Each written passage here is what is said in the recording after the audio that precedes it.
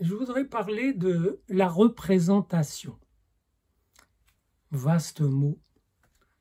En art, il y a des gens qui font rupture avec la représentation pour en faire une autre, donc qui est la représentation de cette rupture.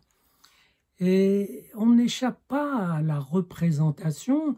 La démocratie, c'est le pouvoir du peuple, mais avec une représentation dite nationale. On élit des représentants pour aller nous représenter dans des assemblées de tous ordres, etc. Et des gens disent, mais non, pas de représentants, ils sont pourris, et quand ils ne le sont pas, ils le deviennent quand ils occupent la place, ils ne s'occupent que de la garder, etc. Ils font de la politique entre eux, etc. Ben oui, mais si il n'y a pas de représentants du tout, et on ne peut plus se représenter ce qui se passe, parce qu'il y a du mouvement. Vous allez place de la République, vous verrez des gens qui caillassent des flics, mais vous allez place du Champ de Mars, il y a peut-être des gens semblables, mais qui dansent, qui chantent. Vous allez dans une autre place, et surtout s'il y a un mouvement partout, imaginez la Révolution française.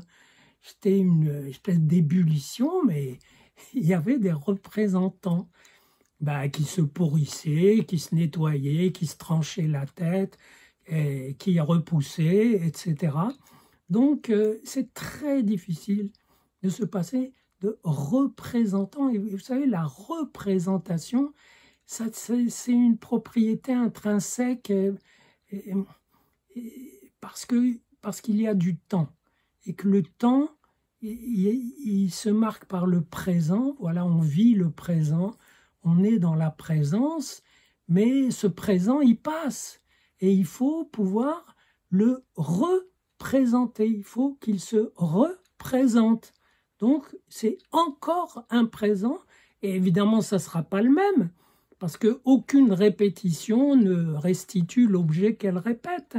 Mais c'est une présentation de cet objet, de cette époque, de ce moment, de cette scène. Autrement dit, c'est inévitable et quelque part, ce n'est pas un pis-aller. C'est pas si quelqu'un pouvait inventer une possibilité de s'en passer, qu'il n'y ait pas de représentation. Vous savez, j'ai d'abord été chercheur en mathématiques et il y a des théorie entière magnifique de représentation.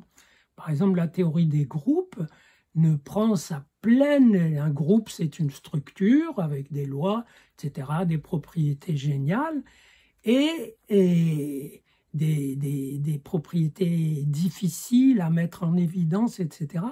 Mais la théorie ne prend son ampleur que lorsqu'on représente ce groupe dans un ensemble d'opérateurs. Ça s'appelle théorie des représentations de groupes. Déjà, les groupes finis, c'est pas de la tare. Donc, c'est vraiment quelque chose, si c'est dans les mathématiques, c'est que c'est vissé dans le réel, mais aussi dans le réel quotidien. J'ai un ami qui me parlait de ses ennuis de locataire. Il avait des problèmes avec le propriétaire, etc., qui abusait de son pouvoir, qui ne faisait pas des travaux urgents, etc. Et il me dit, mais qu'est-ce que je fais? Et il dit, ben oui, il faut... il lui écrit, il appelle, il téléphone, l'autre ne bouge pas. Et je lui ai dit, il faut que tu prennes un avocat, un représentant qui te représente. Et puis, il a dit, oui, mais l'avocat, ça va coûter tant, c'est aussi cher que les travaux, est-ce que ça vaut le coup? Il envisageait de renoncer. Donc, pas de représentant, parce que le représentant est trop coûteux. Donc, la représentance, c'est vraiment une fonction qui mérite d'être travaillée, cogitée, parce que elle est intrinsèque à l'activité humaine.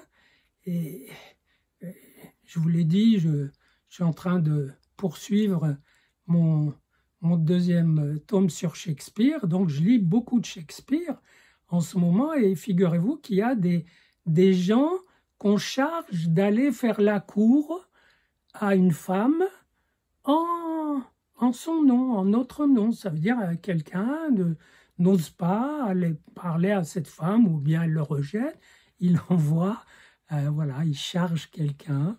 Parfois, celui qui fait la cour à cette femme, ben, il se la prend pour lui.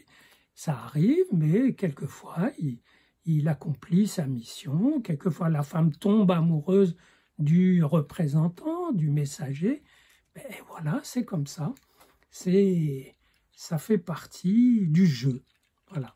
La représentation, c'est ce qui donne plus de jeu à la présence et qui crée un nouveau théâtre, une nouvelle scénographie, de nouvelles dramaturgies qui n'enlèvent rien à ce qui se passe. La bêtise, ce serait de croire que puisqu'on a des représentants, eh bien, on ne s'occupe plus de l'affaire. Mais c'est faux. Au contraire, on a des représentants, ils créent une nouvelle théâtralité, et les autres, eh bien, nous autres, on est voilà, dans l'arène, dans la rue, dans les entreprises, dans les lieux de toutes sortes, et on est présent, on se présente, et on se représente les choses, et on essaye que ça soit présentable.